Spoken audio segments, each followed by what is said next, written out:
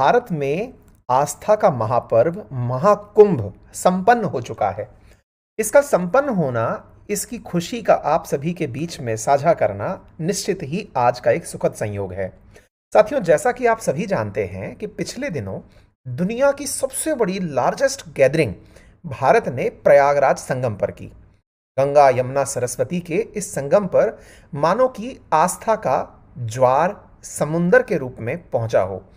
नदियों के संगम पर उमड़ी इस आस्था की भीड़ को समेटने के लिए कुछ इस प्रकार से एक नया शहर बसाया गया था। ये खूबसूरत सा शहर जो आपको तस्वीरों में दिख रहा है, अब ये डिसमेंटल हो चुका है और यहाँ से सारी चीजें अपने अपने यथा स्थान पर पहुंच चुकी हैं। आपने और हमने अपने जीवंत काल में संभवतया 144 साल बाद आए हुए इस महाकुंभ को होते देखा, इसके गवाह बने और आने वाले समय में इसकी कहानियां और कथाएं आने वाले समय में अपने अनुज और सब साथियों से साझा करते हुए पाए जाएंगे। साथियों, ऐसे में महाकुंभ का महाशिवरात्रि के अवसर पर पूर्ण होना निश्चित ही एक बड़ी सुर्खी बनाता है, साथ ही साथ दुनिया की प्रतिक्रिया भी जानने का अवसर देता है।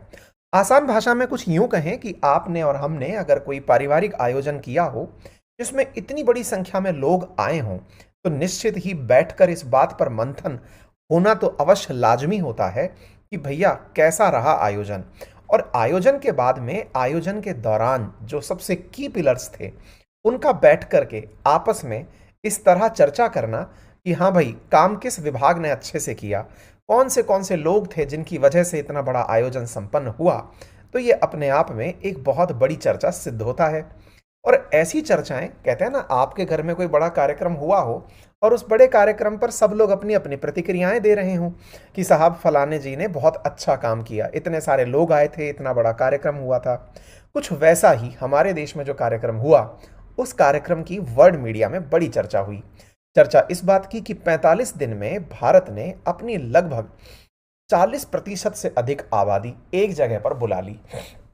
भारत ने 65 करोड़ लोगों को एक साथ डुबकी लगवा दी, जो कि अमेरिका की आबादी का लगभग दोगुना है। इंटरेस्टिंग बात यह है कि 193 देशों की जनसंख्या से ज्यादा लोगों ने एक साथ इन 45 दिनों में डुबकी लगाई। साथियों, भारत और चीन की ही आबादी महाकुंभ में आए श्रद्धालुओं से ज्यादा है। अदरवाइज दुनिया में इतनी ज्यादा आबादी कहीं एग्जिस्ट नहीं करती। योगी सरकार का दावा है कि दुनिया में हिंदुओं की आधी आबादी के बराबर लोग यहां आकर डुबकी लगाए। इसी वजह से योगी आदित्यनाथ जी ने इस भव्य आयोजन के बाद अपने द्वारा जारी कुछ आंकड़े साझा किए। बताया कि किस तरह से पौष पूर्णिमा से प्रारंभ हुआ महाकुंभ प्रयागराज में 26 फरवरी महाशिवरात्रि तक कुल 45 दिनों में 66 करोड़ 21 लाख से अधिक श्रद्धालुओं की पावन त्रिवेणी में स्नान का पुण्य लाभ प्राप्त करने में योगदान दिया। प्रधानमंत्री नरेंद्र मोदी जी द्वारा भी इस विषय पर अपनी जानकारी ट्वीट्स के माध्यम से साझा की गई। अपनी स्तर पर लोगों की भागीदारी और इस मैनेजमेंट पर बेहद विरासत के गौरव पर अपनी अपनी टिप्पणियां प्रस्तुत की गई। महाकुंभ के आखिरी दिन या आयोजन के आखिरी दिन इस प्रकार से आयोजन में पुष्प वर्षा करके और एयर इंडिया का एयर शो आयोजित करके इस कार्यक्रम को संपन्न कराया गया। आप यहाँ पर एयरफोर्स के द्वारा किए गए इस भव्य आयोजन को होता हुआ देख सकते हैं। ये इस कार्यक्रम को दिया गया पूरी तरह का एक बड़ा सम्मान था, जिसमें पुष्प वर्षा थी तो एयरफोर्स के विमानों द्वारा किए गए कर्तव्य भी शामिल थे। भारत की तरफ से ministry of information and broadcasting ने इसे biggest human gathering on earth कहा। कुछ तस्वीरें जो ministry of information and broadcasting द्वारा जारी की गई, उन्हें आप कुछ इस प्रकार से देख सकते हैं कि किस तरह से लोगों ने इस आस्था के महापर्व में डुबकी लगाई। दुनिया भर से लोग यहाँ पर पहुंचे। पूरा शहर प्रयागराज खूबसूरत रंग से रंग गया। नेशन वाइड अरेंजमेंट्स किए गए।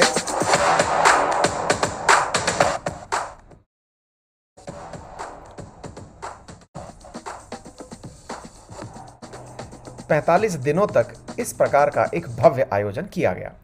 गवर्नमेंट ऑफ इंडिया पीआईबी के द्वारा दी गई जानकारी में भी इस नंबर को साझा कर दिया गया।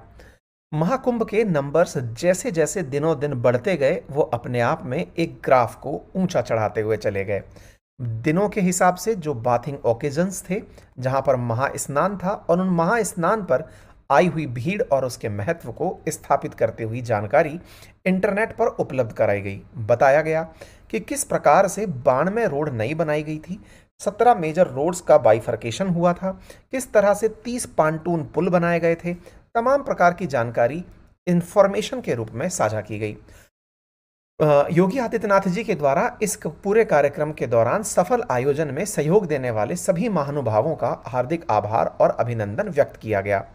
एक प्रकार से बड़ी खुशी इस बात की भी थी कि इस कार्यक्रम में 3 Guinness book of world record बनकर आए, जिनके अंदर ये तय हुआ कि 15,000 सैनिटेशन वर्कर्स ने, सफाई कर्मचारियों ने किस तरह इस भव्य आयोजन को इतनी स्वच्छता से आयोजित किया।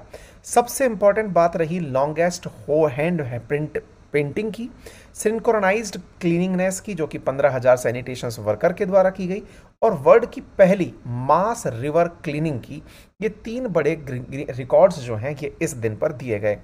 गंगा नदी में, गंगा नदी के तट पर, इस संगम के तट पर जिस प्रकार से सफाई कर्मचारियों ने दिन रात लगकर अपनी सफाई से यहाँ आ रहे श्रद्धालुओं को एकदम स्वच्छ और सुगम माहौल उपलब्ध कराया, इसके लिए भी सरकार के द्वारा उनका सम्मान किया गया।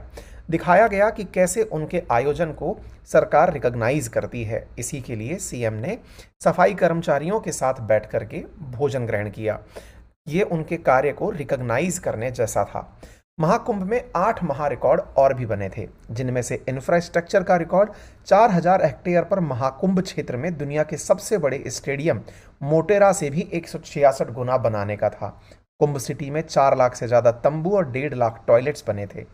ट्रांसपोर्टेशन के लिए लगभग 14,000 ट्रेनों से 30 करोड़ श्रद्धालु पहुंचे थे। 2800 से ज्यादा फ्लाइट्स प्रयागराज पहुंची थी, जिसमें 4.5 लाख श्रद्धालुओं ने यात्रा की थी। 50,000 सुरक्षा कर्मी और 2700 कैमरों से महाकुंभ की सुरक्षा की गई थी। हेल्थ के लिए मेला क्षेत्र में 43 हॉस्पिटल बने थे, जहां 6 लाख लोगों का इलाज किया गया। स्वच्छता के लिए 4 लाख डस्टबिन लगे थे, 11,000 कर्मियों के द्वारा सफाई की गई थी। हर 25 मीटर पर एक डस्टबिन था, और इस पूरे कार्यक्रम से 3 लाख करोड़ रुपए के लेन देन का अनुमान निकल कर आया। महाकुंभ के साथ साथ ही आध्यात्मिक टूरिज्म का भी मार्ग प्रशस्त हुआ। आध्यात्मिक टूरिज्म के लिए उत्तर प्रदेश के अंदर कुछ नए सर्किट्स निकल कर आए, जैसे मां विंध्यावासिनी धाम में प्रतिदिन 5 से लेकर 7 लाख लोग जुटे। इसी प्रकार से काशी विश्वनाथ में 10 से लेकर 15 लाख श्रद्धालु प्रतिदिन पहुंच रहे थे। इसी प्रकार से अयोध्या से और गोरखपुर तक पहुंचने वाले अयोध्या धाम में प्रतिदिन 7 से 12 लाख श्रद्धालु पहुंचे। अर्थात प्रयागराज के आसपास पर्यटन के लिए नए सर्किट्स निकल कर आए। गोरखपुर में भी जनवरी में प्रतिदिन 2 लाख से ज्यादा श्रद्धालु जुटे। तीसरा सर्किट प्रयागराज से शृंगवेरपुर होते हुए लखनऊ और नैमिषारण्य का था, जहां लाखों की संख्या में श्रद्धालुओं का जमावड़ा रहा।